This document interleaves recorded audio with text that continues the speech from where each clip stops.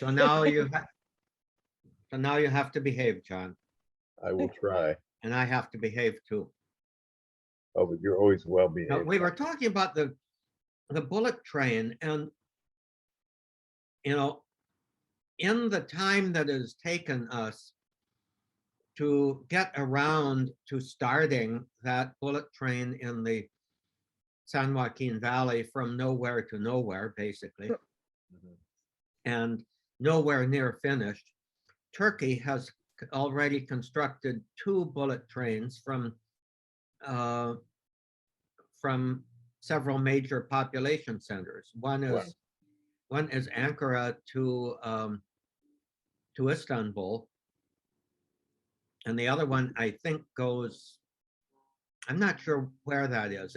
It's another one in the interior. It's not on the coast. No, and I took God, so many years ago, it must be over 20, I took the Channel train from Paris to London. And what was weird about that, which probably nobody really knows unless you've done it, is the French replaced all the rails from Paris to Dover. But then after that, once you get on the other side, the English didn't replace the rails at all. So the train slows down into London. Oh, wow. Mhm. Yeah.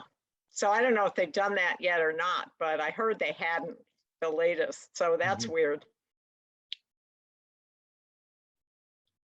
What are you doing, Bob?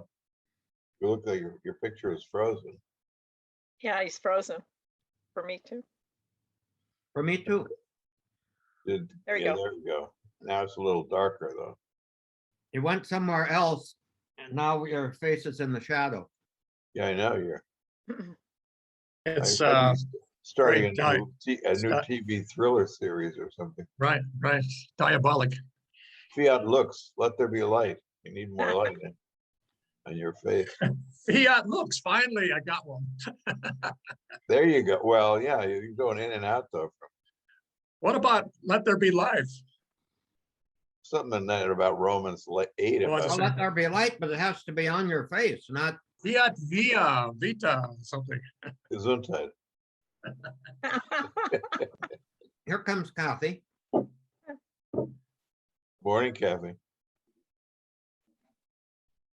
Both her video and her audio are off. All we get is a picture. Very nice picture. Yeah, it's a nice picture.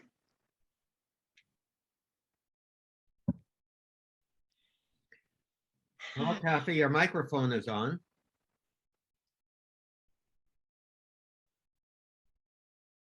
The mystery person. Well, so anyway, how shall we proceed today? I have recently become, as you can tell, quite enthused about the potential of the synod process Yeah. that our Holy Father began last weekend, but it is still so unknown and so unrecognized, especially in the United States. Other countries. Hi, Kathy. Hi there. Hello, Kathy. Hi there. Hi, Nice Kathy. to see you again, John. Hi, dear Janice. Father Tom. Good to see everybody. Good to see you. How are you doing? Oh, you know, I work. I'm an early riser, so I've been working, work, so I can attend this. But So you're on I'm your doing- coffee break. No, I'm actually. I worked early, and so I carve out time to do this when I can. Mhm. I don't have any Zoom meetings or anything like that, but I probably cannot stay until 9:30, so I might leave before then. But anyway, Oh, you see, got that on a doesn't little mean early. I'm here, huh? Good. Yeah. So, Tom, you were talking about the topic of synodality, Mhm. which I've been following a lot too, and I think it's a great topic. It's Mhm. I think there's a lot to it, and I think it's very timely Mhm. in terms of the history of the church. Well, I think it has the potential of being kind of the sequel to Vatican II that should have happened after Vatican II. The problem with Vatican II established regular synods, but synods of bishops, which tended to be kind of rubber stamp affairs, as so much in the church ends up being. Now we lost two people. Who was the second person? Janice and Bob. Janice I and didn't see Bob Bob. both I didn't- lost their hi, Bob. video. Hi, Bob. I didn't see you there. Bob's video and audio are off. Janice's audio is off. I know what's going on. His lighting was off to begin with. There was Mhm. something wrong. Well, it takes a while to get that sort of thing right. Mhm. Oh, really? There we go. That's Anyway, Jan. here's Jan again. You're back. Okay, I walked away because I went to go get this book. Ah, very good. Okay. What is it? Now The book that's that by what? who? Let's see. Who is that? It's David Tracy, David Tracy. Johann Metz, and Hans Kung. Oh, wonderful. Yeah. And it was, God, it was published. I just got another copy. It was published in, if I can get the page, the thing is falling apart. Wasn't published Oh, oh. 1978. Oh, my God. Wow. That's a long time ago. Yeah, So- King just died recently. He did. He Right. did. I was so upset. He was great. One of my fave guys. Yeah, yeah, definitely. I met him when I was working at the Claremont Colleges. Really? Yes. Yeah, well, I met him in at Cal State Long Beach too. He was Probably there. the same year. Maybe he was doing a tour. Well, I wish I'd met him. I would have talked German. Yeah. This Yeah. must have been And like he in would have the- probably thought your German was so bad he talked back in English. Oh, his Swiss, I'd criticize his Swiss accent. Oh, okay. But I remember, he was, so this must have been like in the around 83, 84, somewhere around there, 84, 85. But I remember the conversation that we had, and it was about computers. And he was saying that he was feeling, this was like when computers were becoming, obsequious. And he was just saying that,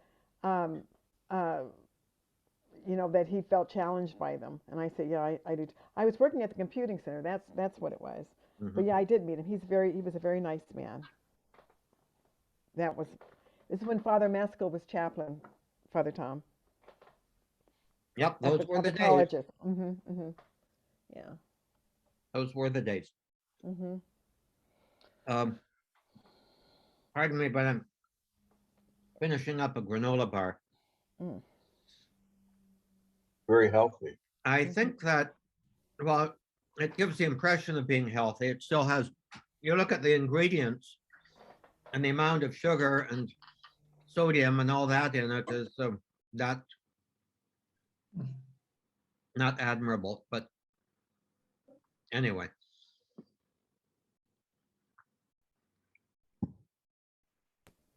I can't help but think that any hope or thought of a Vatican III council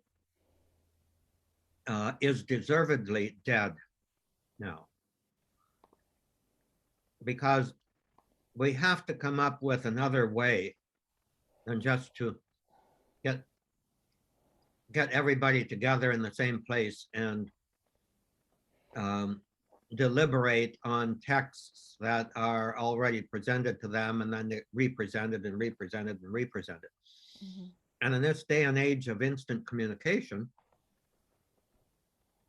that sort of thing you can do online. The thing that is very, very necessary is not to bridge the gaps of countries and territories and the geographical gaps. Those can be bridged easily. The cultural gaps and the Political. the outlook, and perhaps for us as Christians to discover ways of rising above and integrating those political differences in ways that can succeed in finding common ground. Mm. And I think that that's something that Pope Francis has spent the, what is it now, 7 years, 8 years of his was papacy. Pardon me? 2013, wasn't it? 2013, Yeah. we knew. So that's 8 years. Yeah. Of trying to lay the groundwork for, trying to find ways. And of course, it's been imperfect. It doesn't satisfy everybody. The problem is, I think we often expect our point of view to be satisfied, which means some way or other negating or downplaying opposing points of view. Yeah. And there has to be a different model if we're going to survive. We talked about that recently, about separating the sin from the sinner, as it were. I mean, the object from the person, and Yeah. it's hard to do. It's almost like, they're one and the same. And to make that, it's a wonderful word, prescind, it's a Latin-based word. We have to prescind from their, political or whatever stance, their ideological stance, and accept them as persons. But oftentimes we confuse the two, and we refuse to separate those. It's tricky to do it, but Yeah. But it's gotta be. I have to say, John, and we can probably continue this, even the way you're describing it presupposes the superiority of I'm right and they're wrong. Okay. Therefore, we'll have to, love the sinner, but you're the guy that's a sinner. And Right. I hate the sin that you're committing, but aren't we standing in some kind of judgment there? We're trying to Right. prescind from the judging the person, but we're still saying my position is right and your position is wrong. And Yeah, that somehow was a or bad. other, Yeah. somehow The or other, duality. we have to learn. Yeah. In our, well, we've got to get it back down into our DNA, sort of, Yeah. so that it becomes very, very natural for us to say, join the other person by the hand and acknowledge I am a fellow sinner, acknowledge I have blank spots too. We both do. Now let's look together on that situation. Right. Let's see where we can find common values. Right. I'm sorry I used that sin thing. I was trying to do it quickly, and that was a third level of what we were talking about. It's just prescinding from the ideology, the stance of a person. The duality. It's a duality that we need to get away from, that, Right. Buddhism tries to do, but they have their own duality. So, how do we walk on the same side of the divide? And I think that's what Tom's saying is, walking together rather than walking apart. Well, that's synodality by definition. Walking That together. is by definition, by the etymology, right? So, And- that's, I'm sorry, Tom, to interrupt, but that's why I brought this up, because it's not so much Vatican III as do you think the synodality, I can't even pronounce it today. The synod process, for lack of a better word, is maybe the way to go rather than looking to do Vatican III. I agree. Yeah. And I think that's what the Pope sees. I just wanted to interject something, and that is, Father Tom, when you were pastor, we had hosted a sister who was a scholar from Yale and who talked about that it takes about 150 years before a council, like the Vatican Council, actually is realized in terms of in terms of universal teaching. So I don't know that we've given it enough time for it, if she's right, that we've given it enough time to actually penetrate, all ends of the church. That's what she said. That was her analysis. Yeah, my critique of that is, I don't think it can be described that simply. Okay. Right. I think history is far more complex than that. But Okay. it is 9 o'clock. Mhm. Okay. So shall we, what I'd like to do, I just want to propose that for our opening prayer, we do the prayer for the synod, Mm. Great. labeled ad sumus, and I'll talk about that a little bit. Latin scholar that you are, John, you are quite aware of what ad sum means. Right. You probably We have said that when you Senate, were Senate ordained. ordinations. Right. So let's go live on Facebook.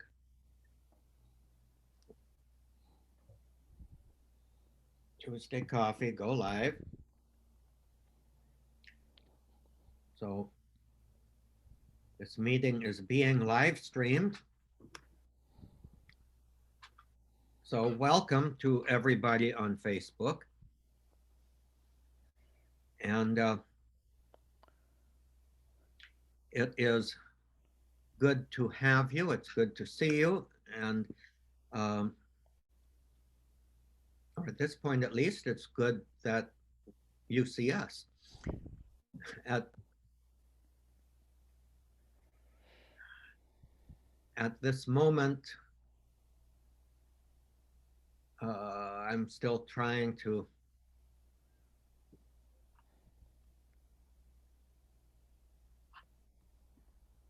get to where I can, not sure what, every time you go on Facebook, it seems that they change something. Mm. Yeah. So Tinkering. It's called tinkering now. it's called tinkering. Yeah. And it's probably Zuckerberg's technique to always try to stay one step ahead of the regulators that are chasing him. Technique to always try to stay one step ahead of the. Okay. There we go. Just a reminder. The reminder. So anyway, there is one person viewing us live on Facebook. That just is not part of my world, I'm afraid. Mea culpa. No. Okay. So goodbye to our friends on Facebook on that happy note, and we'll see you again next week. Bye-bye now. Bye. Okay, we have finished Okay, John, Facebook. John, and you now we gave have- What, Bob? you gave a quote from Cardinal Cushing, which is a Yeah. wonderful guy. And Yeah. I heard the same stuff from Spellman, Cardinal Oh, Spellman. God. So I wonder who started the crazy idea first. Well, they were soul brothers. They're both, Their souls, they were- souls, yeah, they were a pair from Boston, they're on the same train, right? Oh, gosh. When I think of what Spellman did to Fulton Sheen, I mean, he sent him to the Siberia of New York into Rochester, Okay, I gotta go. Okay, I Yeah. can't stay. I'll talk to you later. Gotta go. Yeah, All God right, bless Bob. you. God bless you. Bob. Thank you. Yeah, well, yeah, and of course, the whole reason for that was Fulton Sheen refused to hand over the money that he got for propagation of the faith to him. Yeah, it was extortion, basically. And if any bishop were never suited to become a diocesan bishop, it was Fulton Sheen. I mean, he was completely inept at that. Wasn't his call. That That's wasn't his right. vocation. That's right. He's wonderful. I love his stuff. He is good. I don't care that much for all the other people who love his stuff, though, who kind of use it as their what would I say? Mantra, maybe. Their mantra, their no, their bludgeon Yeah, yeah, to impose their own rigoristic outlook. You know, yeah, yeah, you're right. it's obviously a product of his time. Yeah, Right. exactly. And And Bishop Barron made that very clear too when Yeah. he began his ministry. so, anyway, well, we are 3 now. Oh. We're down to the Trinity. It's a good You know, number. the one thing that I was thinking of is, Tommy, you were talking about, sharing this meal together is, one of the aspects of that, which I think, may sort of level the playing field is just this idea of eating, and especially in other countries, because we don't put a premium on food and cuisine the way other countries do, especially maybe France and Italy, for just the aesthetics of food, the way it looks, the way it tastes. And, getting into when you're sharing a meal, there's that commonality of sharing, how does it look? How does it taste? And talking and sharing about that, which I think is the level playing field, where you share that. And even though something might taste different or you favor something else, it's still about, this delight and this feeling that you get from, in all your senses, the smell, the taste, the look, all of that engages all of that I think is the important part of the importance of it. Now, the other thing that just came to my mind, which I think is hand in hand with what you said, is that our social responsibility to be inclusive for those who particularly have not, let's say, is not to feed the hungry. And I think I think Jesus pointed this out very, very well. We're not called so much to feed the hungry as to invite the hungry to share our table. Mhm. To be fed by becoming part of the nourishment that we all share. The communion. Well, you're going right back to the word communion. Yeah. But it's kind of like, not Jesus didn't send, none of his parables actually have people going out to feed the hungry. Mhm. Mm-hmm. Nor really was the miracle of the loaves and fishes. It was rather to bring in Mm. the outsiders into the wedding banquet. Mhm. That's a very good point, Tom. And that really speaks to the whole issue of inclusiveness. Yeah. And it's sort of the analog of, are you going to send out for food? Or are you going to bring people into your house to feed them what you have? And Right. that's true. But then it begs the whole question of hospitality, whereby you don't, discriminate about who gets in your front door. Well, I mean, the challenge is really if there is a homeless person camped across the street from you,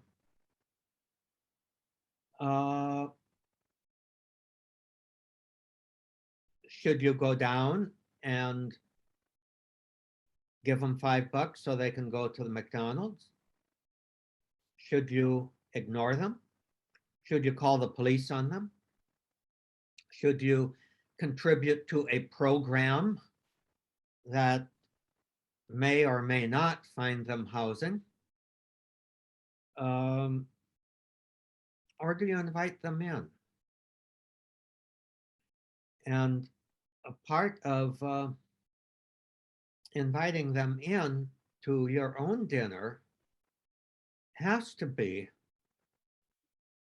sharing sharing a bathroom with them, opening your bathroom to them, and letting them have a new set of clothes, so that they can be presentable at the meal. There's a lot of ramifications to that we don't do very well in our concepts of charity, Right. including the church. Mhm. We always look at, and I'm looking outside here because, quite frankly, on the street here behind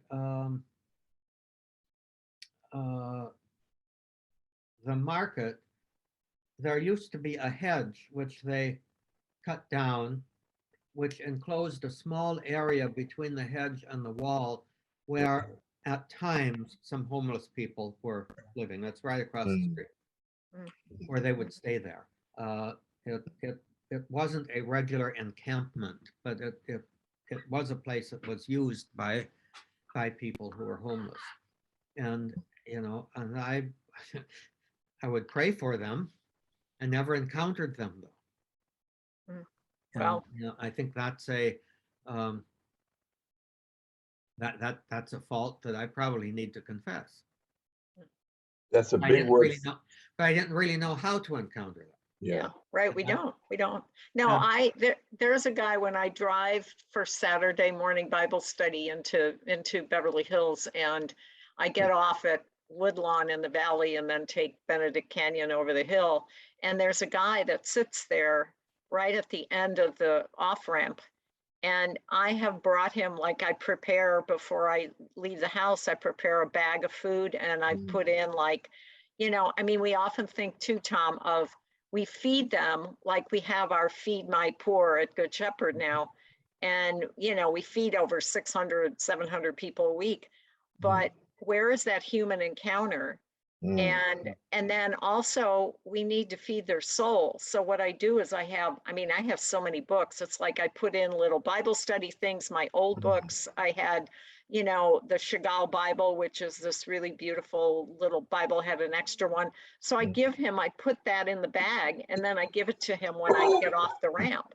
So I mean, you almost have to think in different ways, and he's not always there. So I don't always, sometimes I go home with my bag, but then I see him again. And one day I stopped, I saw him, I wasn't sure if he was there, and I walked a couple blocks after I parked and went and engaged him, and I know his name. I asked I his have name. to excuse myself for just 1 minute. I'll be right back. You folks. Okay. Talk among ourselves, Talk among like Joan Rivers would say.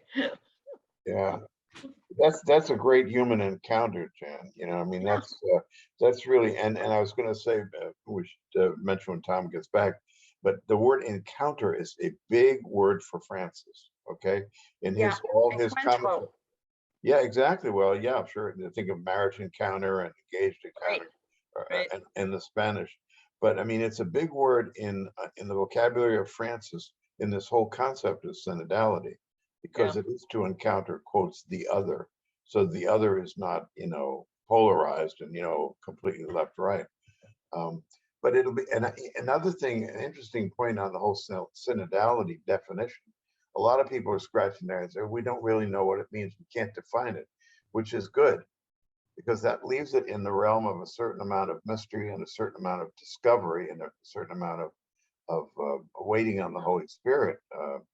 And Francis is no dope. I mean, he's a Jesuit. He's really smart. He's a smart cookie. And he's also a smart political cookie.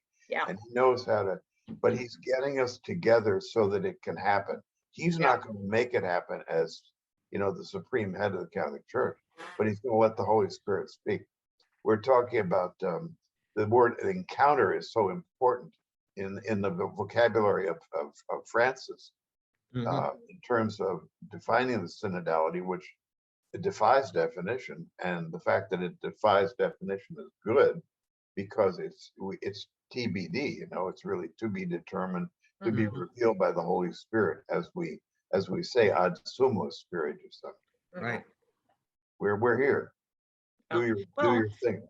and I mean, I think that's it in that word encounter. And, you know, Tom, what you were saying too, we just, in many ways, don't know how to do it.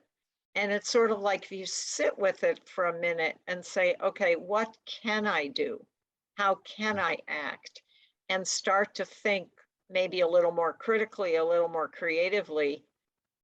Because so many people say, oh, you know, I used to be there too. Somebody else will do it. So who else can I depend on? Who will lead me to that? Yeah. We have to start being our own leaders and our own, prepare our own thought process and use our own creativity and imagination, which we've gotten so far away from, I feel, in so many ways. Yes. As usual, there's one thing I'd like to add to that. Maybe the whole point of synodality is we change the how can I change to how can we change. Mm, Mm, good. How can I do it to how can we do it? Again, Jesus never sent individuals out. He always sent communities out, 2 by 2 at least. 2 by 2. Paul never traveled alone. Yeah. So even those giant figures that seem to be so solitary and dominant were always community figures. They always acted in some form of community. And Yeah. so maybe if we even can even move our terminology from hearing Jesus, you know, commanding me to do this, but how can we make that me us? Yeah. And in fulfilling that command, how can we make the I we? Sisters and brothers, I have to leave, so continue and keep the faith. No, don't keep it, spread it. I gotta go. Right. I think And we I'll all see have to leave too. Yeah. So I'll see you No, next Tuesday. and just one thing, one way we do that is if we change the creed back to we instead of I. That There could be you a go. start. There you that go. may be a good thing. Yeah. Pax vobis. Pax vobiscum igualmente. Ecum Gotcha. spiritu tuo. Bye-bye. Bye. Bye all. Bye, Tom.